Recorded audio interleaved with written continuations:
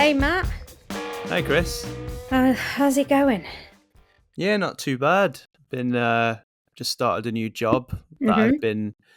Um, it's been sort of rough time in VFX for the past year or so Mm-hmm. because of the Hollywood strikes. But now I'm back in the UK for a bit. I've started a new temporary contract at a company. Back doing what I do. So yeah, it's been good to get back to it. What Yeah, about that's going you? well. How have you been? Yeah, good.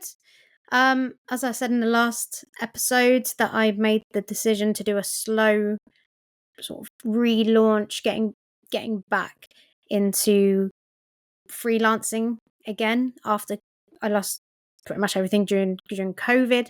So it just feels like the right time, and I've been doing a bit of research, um, for not just my area, but other areas that I go back to as well. And yeah, I'm currently at the design stage, I'd say, because I got hacked, so I've rebought a domain. But it feels like having to start again, but it's exciting at the same time. And yeah, it's cool. I've got first booking for Wow. for a promo. We'll see how that goes. But yeah, it's exciting times. I'm looking forward to getting a show reel recut, which you're gonna do for me. Yeah, I said to help you out with that.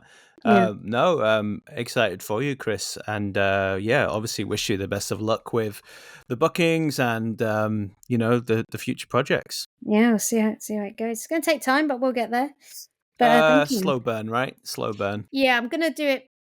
I've learned from mistakes in the past of being impatient with things. That Hmm. comes with age, I think. Not that I'm that old, but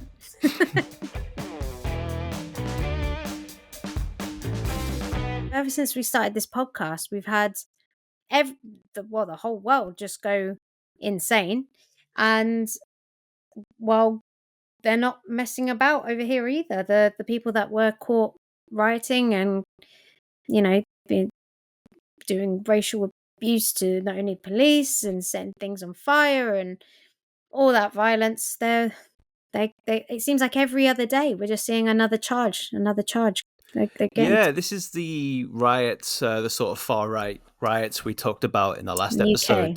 episode. Yeah, they've. So I was surprised at how hard the UK government came down on them. Pleasantly surprised, Um, very fast to start handing out the sentences, and the sentences they did hand out were really, you know, uh, guess setting a good example and making sure that people were aware that they were going to take this very seriously, um, even as far as really cracking down on social media posts and the kind of things that we've talked about. How there's so much that sort of stuff on social media, really dissuading people from doing it. Which I think is a good thing. Yeah, and there's two bits to this that I actually want to mention.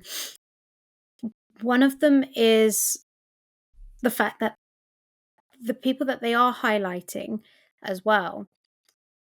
I just saw today.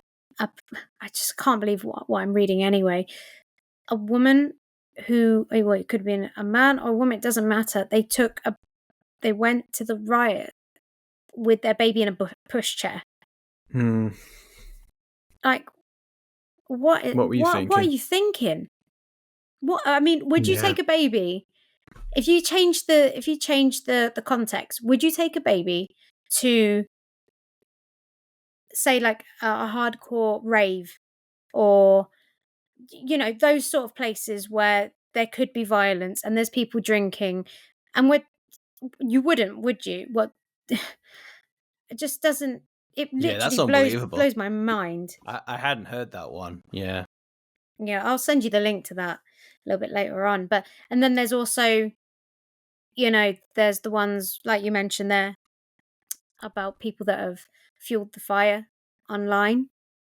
Yeah, I saw one lady who posted about one of the mosques, saying that there was a picture of some mosques being cleaned up, people of the community coming out, doing some sweeping up the debris, and she commented saying, instead they should be burning the mosque down with the adults inside, and she got done for that. So that's great that they were able to track her down and very swiftly had her in court. I think a week later she was in court. Yeah, it's been pretty quick of the turnaround. And people, I've seen some ridiculous things where they're like, oh, I can't say anything. Oh, it's only online.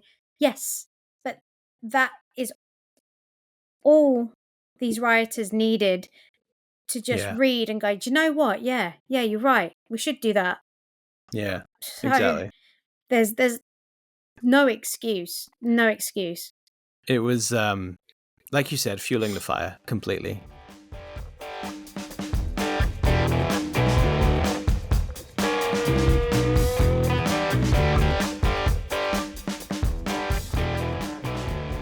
The big film at the moment is Alien Romulus. Dun, dun, dun.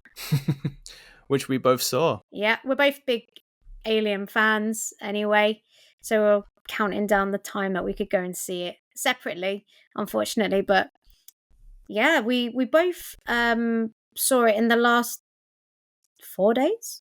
So yeah, fresh in our minds. Fresh.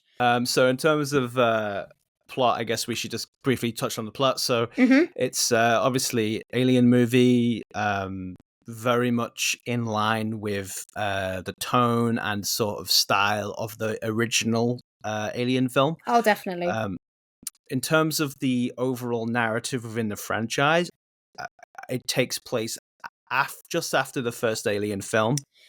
Yeah, it's in between Alien. So the timeline is it's in between Alien and Aliens. Aliens and it's in between. Alien and Aliens. Yeah. So it's almost like, it's kind of, it's not a direct sequel, but it's very much in line with the first movie in terms of tone. Yeah.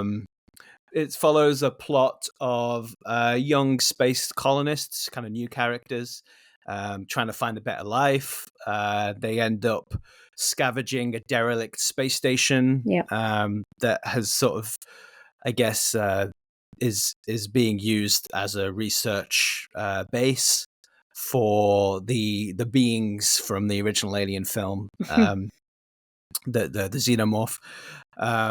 It's by this Uruguayan director, Fede Alvarez, depending on how you want to pronounce it. Yeah.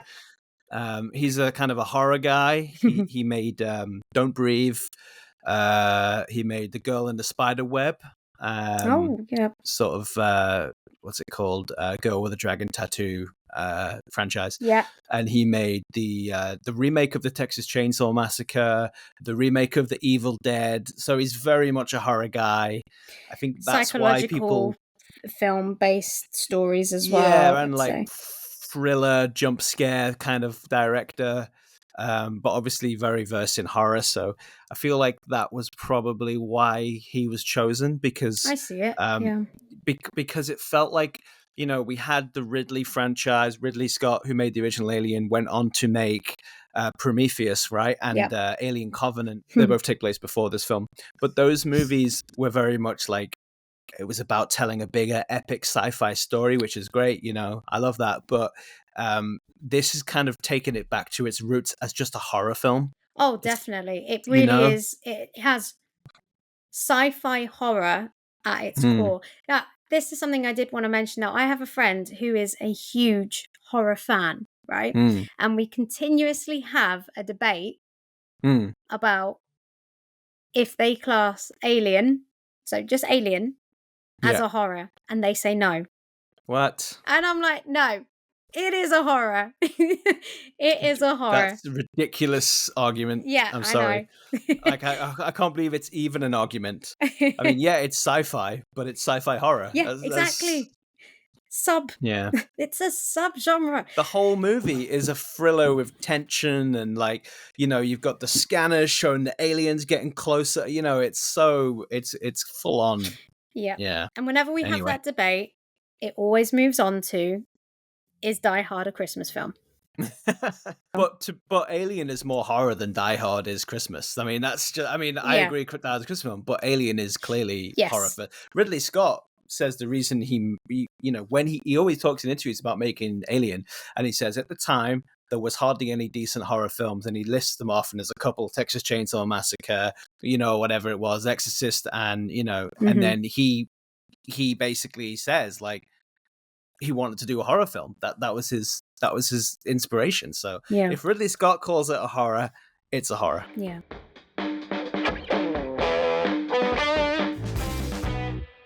We could maybe get into kind of the spoilery part of the review. So if you haven't seen it, This is turn your off. countdown. 3, Yeah. 2, 1. Spoilers beginning now. So Alien is technically all about nobody listening to somebody that's saying this isn't a good idea, and then they're the only one that survives. And then Yeah. Romulus kind of on the same scale. Yeah. Like right at the beginning when she's like, you guys are crazy. You really want to do this? Are you sure? And then she's still like apprehensive about it. And then she's technically the only one that survives in the end anyway. Yeah, that's true. So it touches on the bigger themes of like working class sort of salt of the earth kind of characters as well, because you think about it, before Alien a lot of science fiction was about space marines who are like, or like scientists and people who are sort of the higher elite class exploring space in their really fancy shiny spaceships, Flash Gordon or whatever. Whereas Alien was one of the first really to do that kind of space trucker. These guys are just like working class guys who don't know anything about aliens or really even about like space travel, right? They're just there to get a paycheck, right? and that is sorry to interrupt you there, but that is the exact conversation they have when the first alien appears, so with John Hurt. So yes. So yeah, having a fag, having some food, talking about are we actually gonna split the pay a bit more evenly across the board? So yeah, you're right. I completely agree with you about that. My point is they continue that idea with this movie. All these characters are very much like born into this horrific mega corporation society where they're forced to basically work for this company they don't want to work for, and that they're trying to find a way out of that, which is what leads to the story obviously getting going. But yeah, it's that having relatable blue collar characters who aren't who makes it more scary in a way, because you can imagine yourself being in that situation, not knowing what the hell is going on. Yeah. Yeah. The suspense, oh god, I can't even get my words out. It was just so good. Even if you've never seen the first two, or even the ones after, even if you've never seen Prometheus, if you've never seen anything Alien versus Predator, anything to do with the franchise, you would still enjoy this film and still understand the story. You may not get the Easter eggs and the little homages here and there's there. A lot of fan service and references that you would understand if you are a fan of the franchise. Yeah. But I think you're right. I think, and it's been so long now since the original Alien that you kind of have to reboot it for a new generation, right?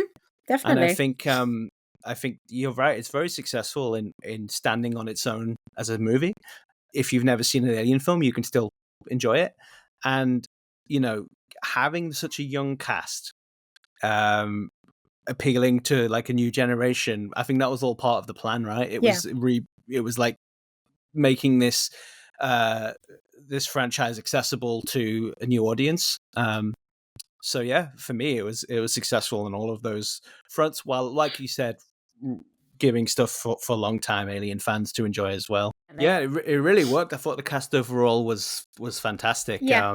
Kaylee Spaney, who plays Rain, the main character, she was brilliant. First time I think I've seen her in stuff before. She was in that show, Mayor of Easttown. But watching her in this, I was very surprised that, wow, who is this girl? She's great. also really, really wanted to touch on the fact that they've brought back a lot of puppetry. So the way that the original Alien was made, so technically it's a guy in a suit when you see Yeah. a lot of the big alien shots, and that was so good to see. Obviously there are visual effects and special effects within the film, but it's almost like going back to hand-drawn animation. It's on that kind of level, Mm. and it's really good. This film just symbolizes a lot of things within the film industry for me. It's let's not forget where the industry started in terms of um you know actual performances, people in suits. um it's not just somebody creating that on a visual effects, so there's another performance there as well. But yeah. Yeah, I just wanted to go back to what you said about the VFX work on the film. So you mentioned how it was much more practical, and I've watched a bit of behind the scenes stuff, and they did do a lot of cool practical stuff. For example, they built actual animatronic face huggers Yeah. that they could control with a remote control, and seen them in the behind the scenes. They're pretty cool the way they move and stuff. I was like, wow, that's really impressive. They built that stuff for as a physical prop. And we are seeing more of that now. Sort of happened with the Star Wars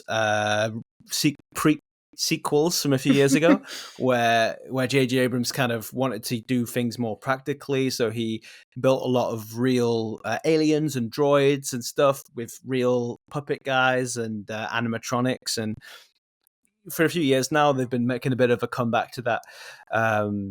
There is a debate around the industry as to, I think some filmmakers, and I don't know if Fede Alvarez is sort of included in this, but some filmmakers, including Ridley Scott, they like to go on the press tour and talk about how little CG was used, Okay. wherein in reality, there's a much more CG than they're letting on. Yeah. And part of that, it's annoying for people like me and people who work in the industry, because it feels like we're not really appreciated because our work's kind of being swept under the rug and pretended like it's not being used.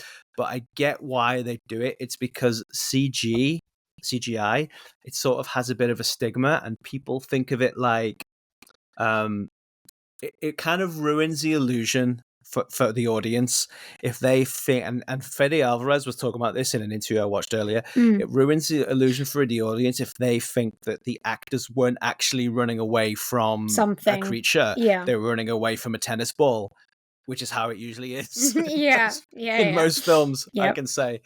So they do stretch for truth a little bit. A really good example is that Top Gun movie from about 2 years ago, Top Gun Maverick. Tom Cruise, the director, they were going around saying how they shot the planes for real, that stuff, leaving out the fact that, yeah, they shot the planes for real, but the planes they shot in... Sorry, motorbike. Should have said it was a plane. It's gone now. Yeah, they were leaving out the fact that the planes that they shot the movie in weren't actually the planes that were on the final screen. They ended up replacing a lot of them with digital planes because I guess they didn't have access to F-18s or whatever military vehicles they were supposed to be. So yes, they filmed some real planes, but they ended up digitally replacing them. And of course, that then becomes, there's no CGI in this film. And it's like, well, actually, every shot of every plane you saw was CGI. Yeah. And artists spent years working on it, but, it sounds better in the marketing if you claim there's no CGI, right? Yeah. And I wonder, I don't know, because I do know some people who worked on Alien, but I wonder how much of it is marketing when they say there's no VFX and how much of it is legit, you know? Because even though I'm bigging up the fact that they've gone back to puppetry and real life performances, of course there's visual effects in it. You can't watch that film and think there isn't. And you'd be ignorant to the fact if you really believed that. Like, come on. What I like nowadays, for me, is that if there's a good mixture of both of them. Exactly. And I agree. think this is a good film for that. But I haven't seen those interviews that you've mentioned there yet, but I will watch them, because if they are saying, I mean, come on, it's a sci-fi film. I mean, that's cool what you mentioned about the face hugger with, Hmm. because if you compare it to how they did some of the scenes with face huggers back in the 70s. I mean, do you know that scene where they're prodding it and stuff? That was an oyster.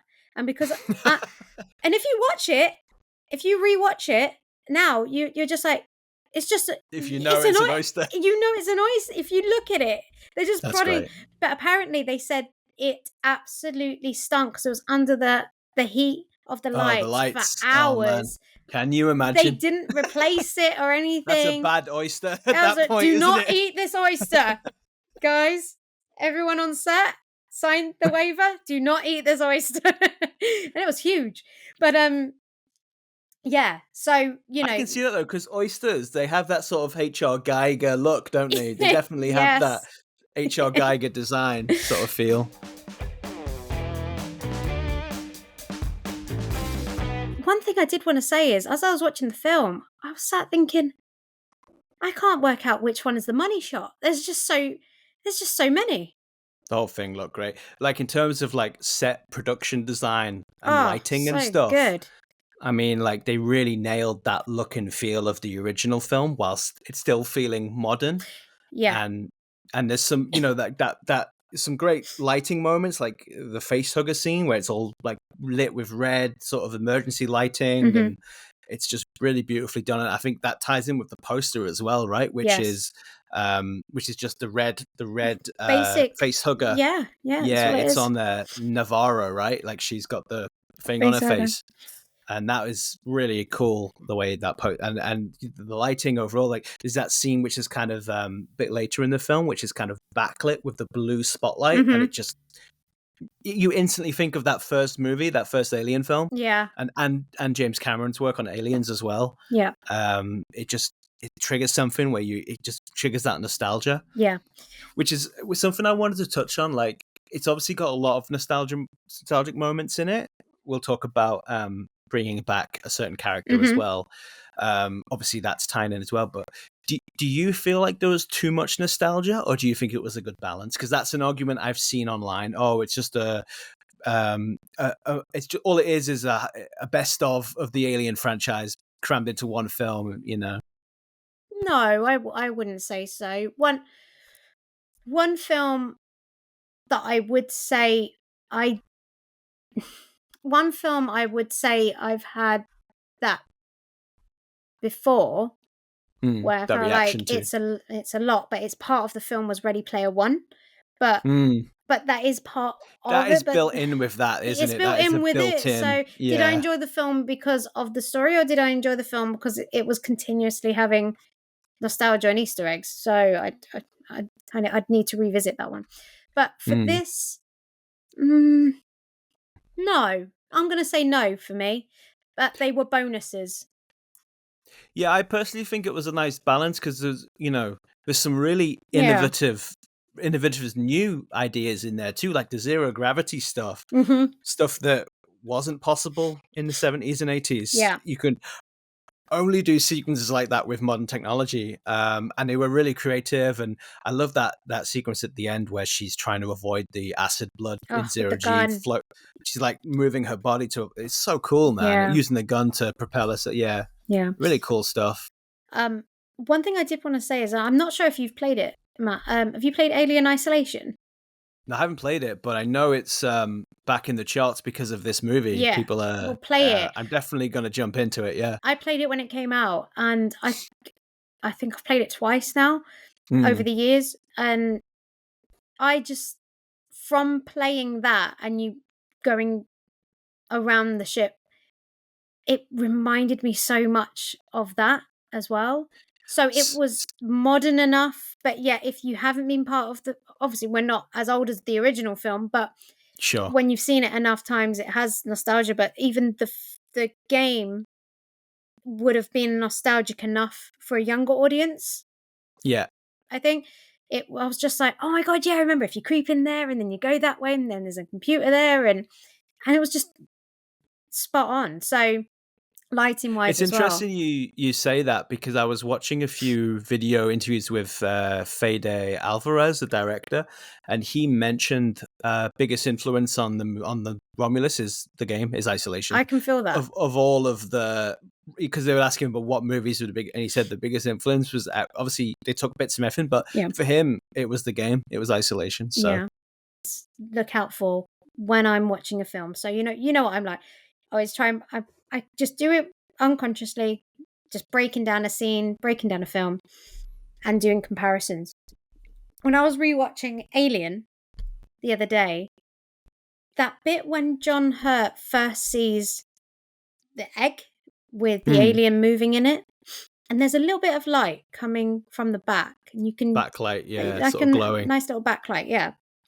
Well, in this film, the first girl that has the face hugger experience, who's Navarro, she has that X-ray machine.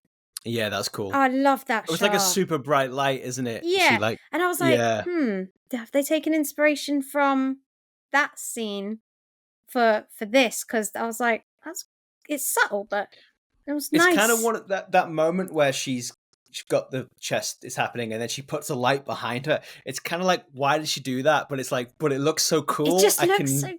Yeah, I don't mind, but like, didn't make any sense really. It's kind of like she was using it, I guess, to see what was inside her. Yeah, she can feel something. But it looked awesome. So yeah, so just that bit just reminded me of it when I rewatched Alien. One part I loved, it's near the beginning of them being trapped in that room the first time they realize something's in the water. And Andy is being rebooted so he can get them out. And there's that great shot where he stood there and there's like, I think it was a red light behind him. But if you looked, and I only caught this quickly because I was obviously I couldn't pause it. The way he stood is he's standing there is a bit like this. So my thumbs are pointing up.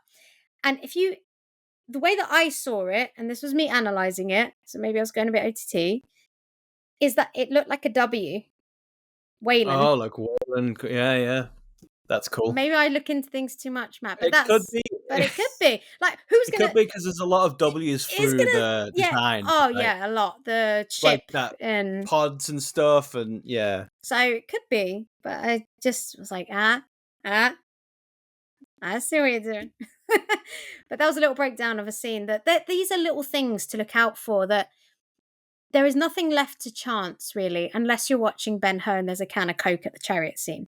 But nothing is... You're really right. left. It's like the best filmmakers, nothing is unintentional.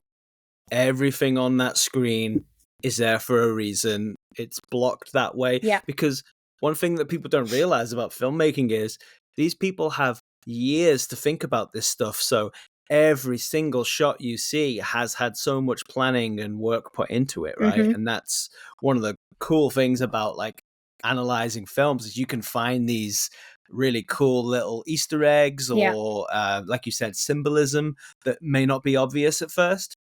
But everything's been thought about and everything's there for a reason. Yes. You know? Yeah, and that's one thing I've always loved about breaking down scenes, is because I know that camera has been put in that position. Yeah. For that reason.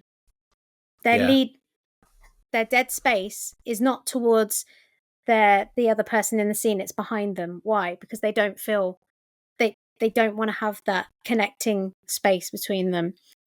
Unless it's directed by Tommy Wiseau, then it's... yes, then it's just all over the place.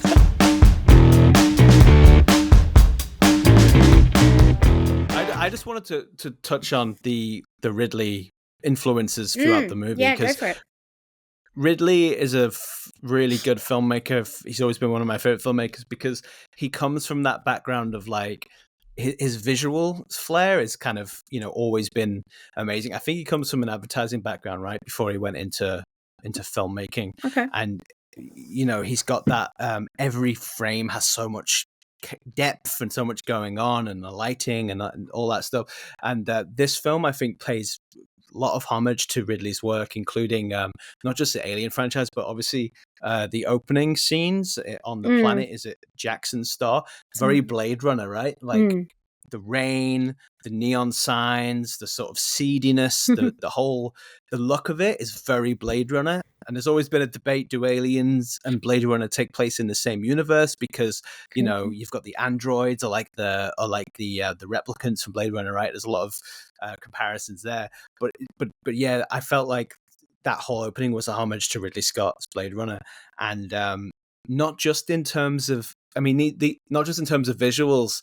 And this is something that I think we talked a little bit about. Aliens always sort of tapped into this as well, but the idea of like the mega corporations who are so big, they basically enslave, working class people to the point where, in this story, the people on that colony at the beginning, they're sort of literally trapped there, right? Because the distance between these worlds is so vast that the only way you could ever escape is if you have a cryostasis pod, which not anyone can afford, right? Yep. And basically, you're stuck on that world. If you're born there, you're enslaved by this company. It's kind of hit home in the story where she goes to basically talk to them about leaving a contract, and they tell her, "Oh no, sorry, you're here for another 7 years," and she's got no choice in the matter. Yeah. And it's the kind of thing that, like, it's that cyberpunk mega corporation thing that I love. And it's the kind of thing that like Nestle would love. Right? If Nestle could open a factory on the moon where they were outside of labor laws and regulations and employ people and basically put them in servitude for years, they would do that. It's kind of perfect. So yeah, I love all that. I love all that stuff for me. Yeah. You're spot on. And one thing I actually, off the back of that, it's the same thing in Aliens. Second one, a bunch of, except this time they're like the Space Marines. So again, they're like your average Marines in a 80s style film, but they're normal people really when they're out of the Marines. They're not the most intelligent people, but they're there for the muscle really. And they get caught up and they're used as bait for this as well. And again, thinking about now, it's been a while since I've seen Aliens actually, but they're not supposed to be like government Marines. They're supposed to be almost like private, hired by the corporation, right? So it's almost like the corporation control the military, which is sort of that ultimate Blade Runner cyberpunk kind of ideal, which again, I've always been a big fan of, because I think if we're heading towards any future with the way capitalism's going, it's that, that's my idea of the future. So, I'm glad we both enjoyed the movie, because I've seen a lot of mixed reviews from fans and from people online. I know that some people really didn't like the Ash thing. They thought it was just like a massive insult.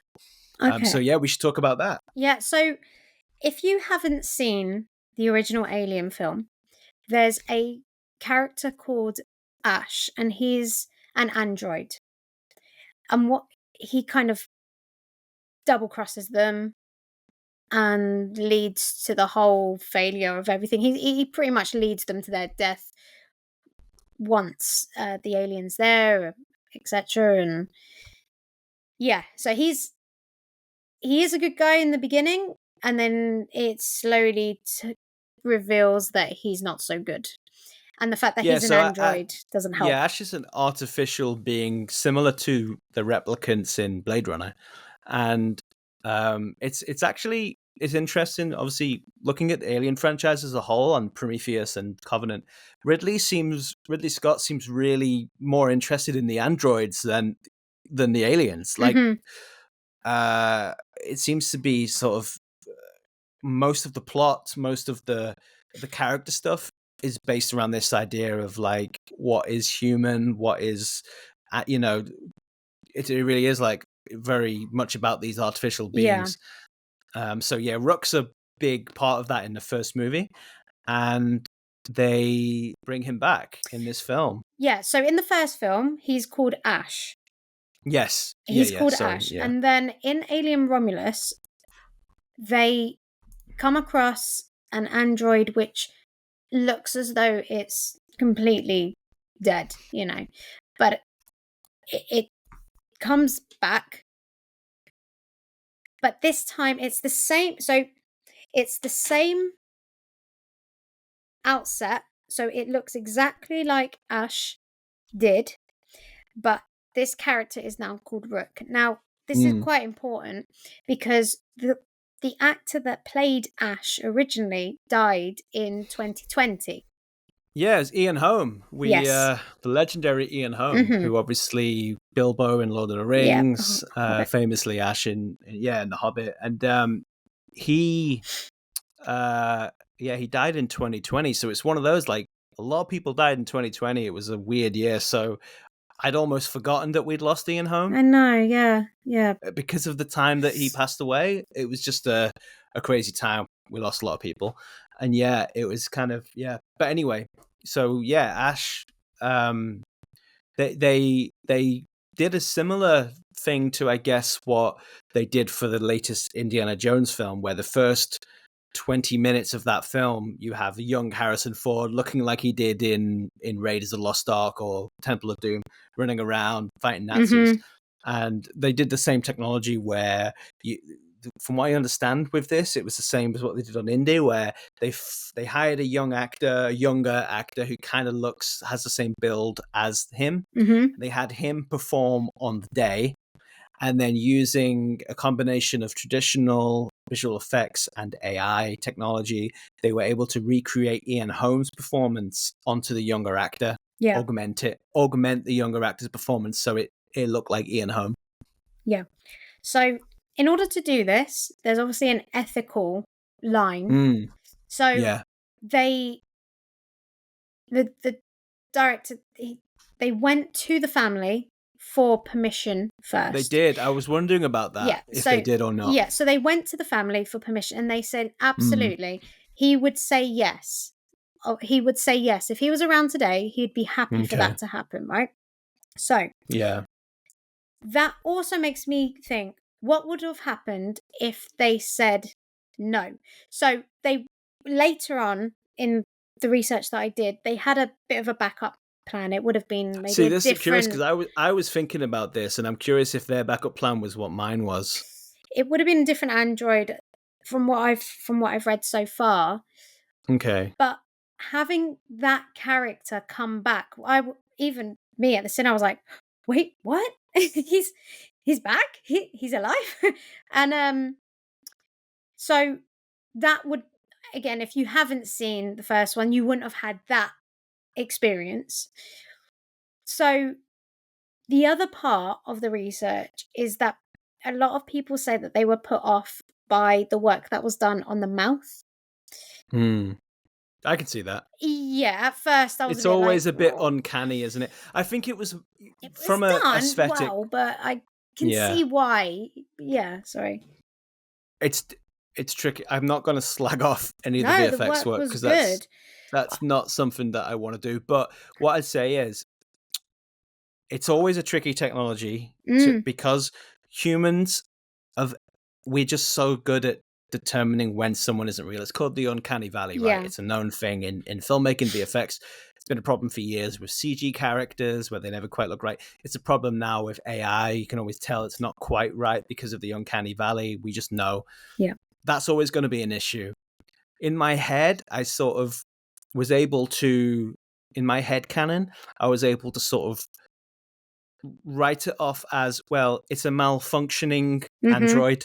Yeah, So it's not, that's why it doesn't look right. It's kind of glitching out, yeah. That works. But I do get the complaints, and I feel like for me, it was really successful in the wide shots where they sort of had him wide and it was kind of darkly lit, and And on the that stuff looked, computer, on the and on the screen, screen, yeah. that stuff looked great. But when they went in for a close up, it was like, oh, that's It was not like back up a looking, little bit, yeah. that's not, you just, it's not there yet. You can't have the camera that close to Yeah, this character, yeah. It was Interesting still, idea though. yeah, it was still good. And do you know what? Yeah, after about 5-10 minutes, I can separate as well Mm. from saying, right, okay, that's, I don't know, maybe it's our backgrounds and stuff, but I agree. It worked better on the wider shots. Now, from this, it made me think about future work and how if I was an actor, quite a successful actor, what I would be doing now is in, say, any documents that I have, I think more and more actors are gonna, and actually any artists, music, etc., are gonna have to start documenting what type of projects they would be happy to feature in once they've passed, Hmm. if any. I think Yeah. this is gonna. So, for example, um, with Ian, he could have, if he had what I've just given as an example there, he could have written that happy to feature in, say, Hobbit characters. Could have listed a few things that he really enjoyed, but doesn't want to be featured in anything new because he has no say in that. Yeah. Maybe so. It's Yeah. gonna. I just think things are getting to that now. It's an interesting question. I think part Mm, of the recent negotiations with the Hollywood strikes with the actors was involving this kind of talk about yeah, AI rights and who owns the rights. Because I hope Ian Holmes got family at least got paid for his involvement in this film, because I can it imagine just so. feels it just feels strange to, if you're not, I don't know, it just feels strange to for no one to receive the compensation for the role. Yeah, It's but because but then it's like he wasn't acting. It was this other guy, right? I looked it up on IMDb. This guy Daniel Betts provided the facial and the vocal performance. So he actually acted out the scene, did the voice, and then they ran the voice through some the computer AI thing. AI thing to make it sound more like Ian Holm, and Hmm. which was trained on him. Yeah. So The reason I emphasized the fact that in the first one, the character was called Ash, and the yeah, character in this one is called Rook, is yeah, so that they could literally say, well, they are technically not the same character. That's how they were also, so they could get around with maybe some changes. Then yeah. they're not exactly, they're the same. They would Model, they but were the same model, but they're different not the, personalities. yeah, Yeah. yeah. So that's one way they kind of went about it. And the other part of it that I looked into was the family got a private screening Okay. for the So they could film. approve it, Yeah, so basically. they could Yeah. approve it, and apparently it was a really um emotional screening because they saw him come back to life. Yeah, Obviously that's weird, isn't younger, it? It's so weird. obviously younger, It's different, isn't it? Because, like I said, Indiana Jones, they did it but in he's that. They did here. it. He's Yeah. still around to provide all of the reference, and same with Mandalorian season 2. They brought back Luke, young Luke, and they made him look Yeah. like he did in the 80s. And what they did was they had Mark Hamill on set, so they'd film the scene once with the young stand-in actor who they were going to, replace the face with. They'd film the scene again with Mark Hamill doing the performance as older current Mark Hamill, so they'd have a reference. He Wow. was fully involved in every step. But this is different, and this is the first time I've seen this. But on the IMDb page for Alien Romulus, it says Ian Holm is on there on the Mhm. cast, and it says he's listed as facial and vocal reference. That's the first time I've ever seen that Yeah. credit. Yeah. Facial and vocal reference. So we're going to see more of that, right? We're going to Oh, see it's gonna this keep, popping up. yeah, it's You know, gonna snowball. I think Especially so. especially after this film. Yeah, Especially after this yeah, yeah. film. It is, yeah. And it raises questions like, how far do you go with this stuff? Like you said about being able to sign your agree to things for, in your clause. So after you've passed away, like they can Yeah. use you in projects. Like, for example, we've had the recent influx over the last few years of like biopics, right? Like you've Mhm. had the Freddie Mercury biopic where you had, Amy you know, Winehouse. the Amy Winehouse one. But like, will we get to a point where, imagine the Freddie Mercury biopic, but instead of it being Rami Malek, That's it. Yeah.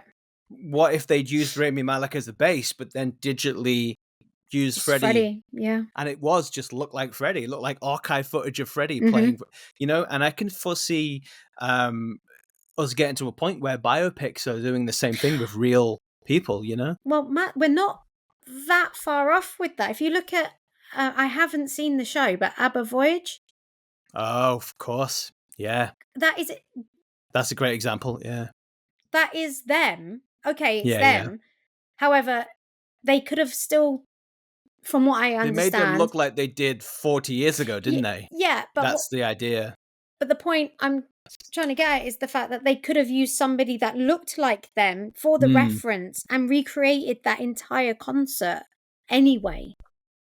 I think they kind of did because they're doing dance moves that the older Yeah, people might not. I think what they did was they hired actual body doubles to it's going to perform. happen. It's going to happen with any Yeah. artist. It's going to happen.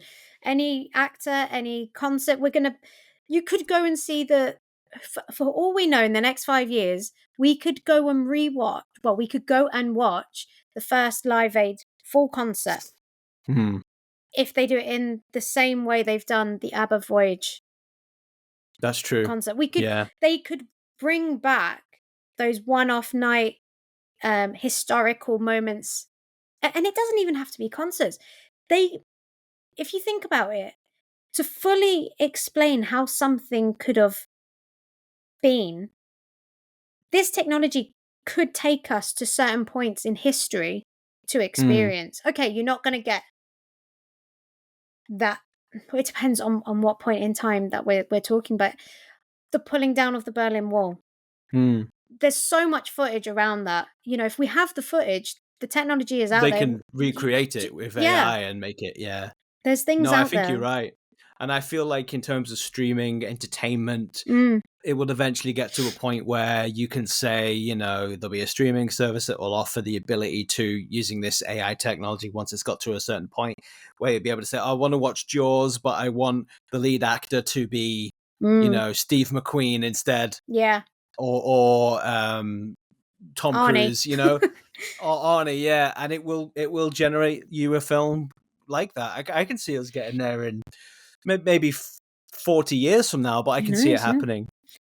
I appreciated how for the last like half an hour or so of the movie, it almost, because they had that like countdown towards the station hitting the asteroid belt, Yeah. it almost went into real time for the last 30 minutes, like the countdown clock. Oh, right. Yeah. I didn't realize that. It was like 30 minutes till impact. I checked my watch and it was about 40 minutes of the film left at that point, so I was like, I see what they're doing here. And yeah, Excluding credits. Yeah. exactly, and they did that. They basically put it into real time, which was really cool. Oh, that is cool.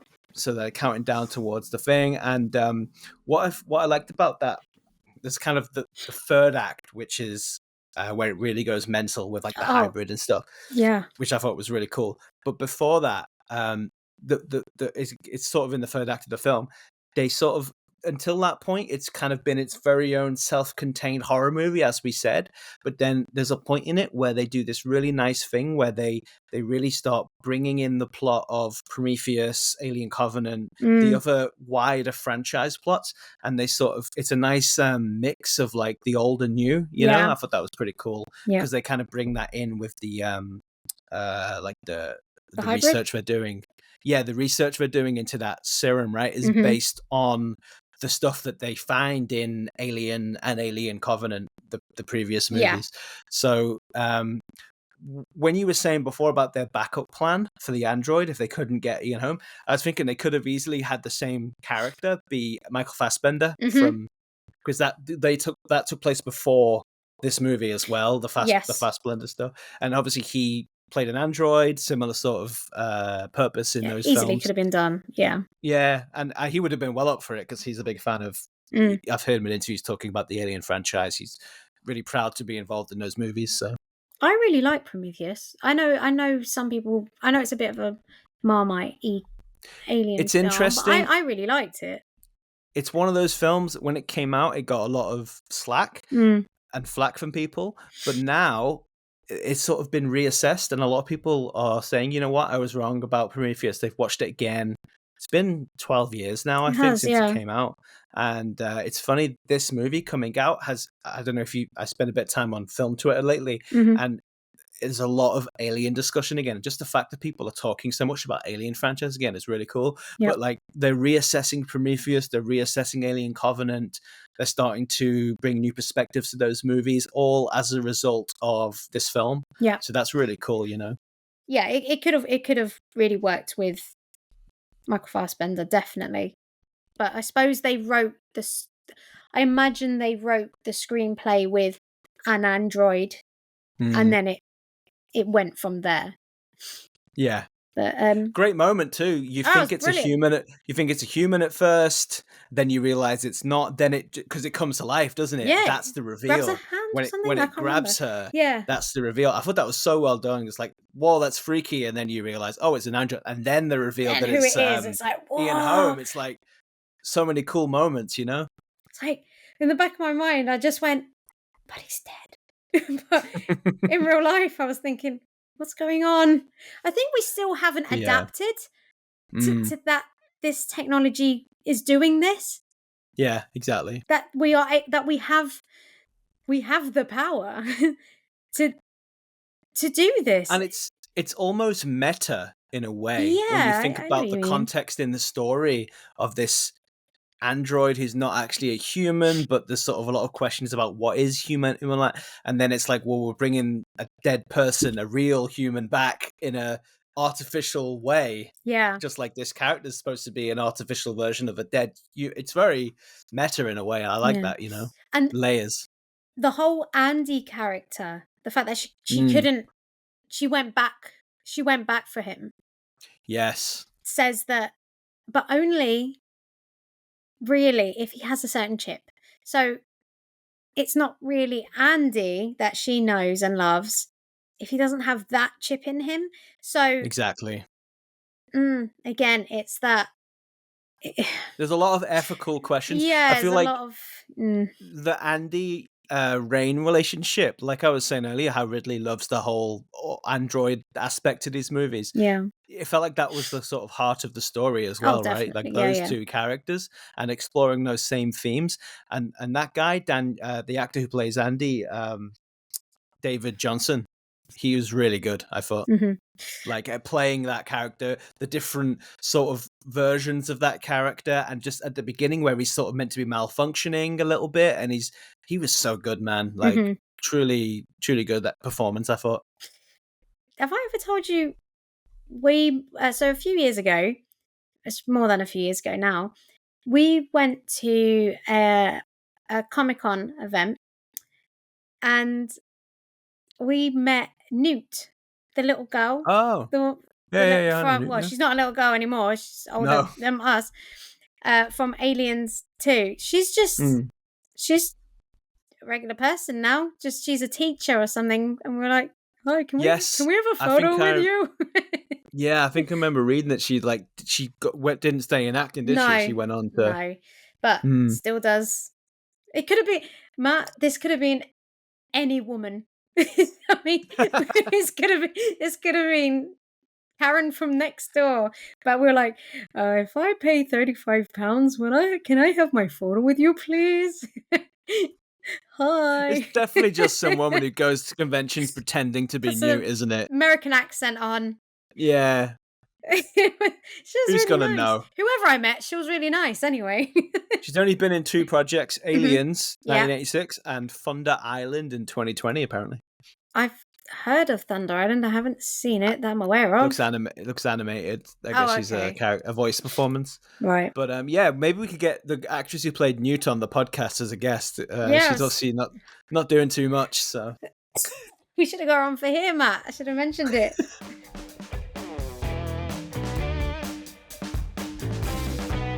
The last thing I just wanted to say is that the cameras that they actually shot it on was the ARRI 35.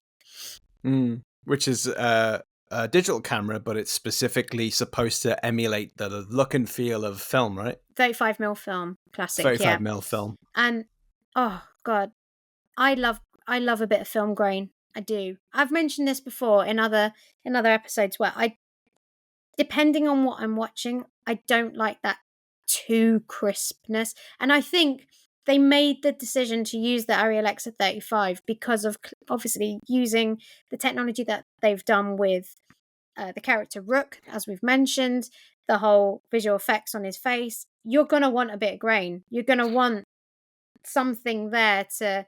Can you imagine that without any grain? Like too smooth on those close ups? We've kind of get. I don't know if you've read much about these re-releases of old movies. Some of them, I think Aliens might be one of them by James Cameron. There's been some UHD 4K re-releases recently, and they removed the film grain. They've sort of degrained them and sort of made them super sharp and crisp. Getting a lot of complaints from like film buffs, aficionados who say they look too perfect. It's too much. I don't like it. They've digitally cleaned them up too much. Yeah. You know? For me, a film shot on I don't know. I'm like a old school filmy. 35mm film will always be the creme de la creme for me. If I ever get to shoot a film on 35mm film, I'll be like, I've made it. Send it off to DI to go and get sorted at the end, and we've made it, Matt. You know. Yeah, I mean most stuff is shot digitally now, but even like when you're working with Alexa, it's like what we call plates.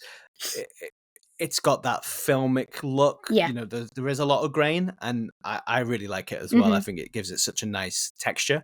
And you know, such a huge part of like visual effects, what we do now is bringing that film grain back over the images to give it that finishing touch. Without it, it doesn't feel right. The second you match that grain, you get that grain to feel correct, and it starts feeling like the rest of the image as it was shot.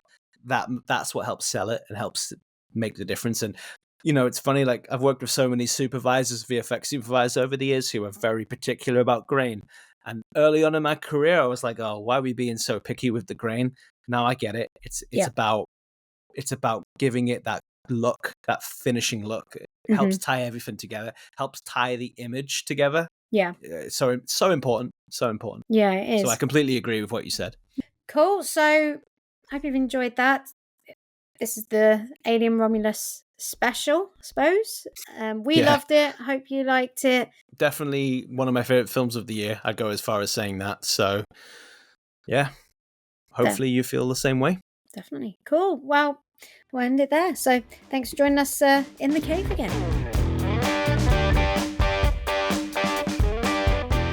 Don't forget, we post episodes every other Friday, in perfect timing for you to pick a weekend film. Follow us on YouTube, X, and TikTok.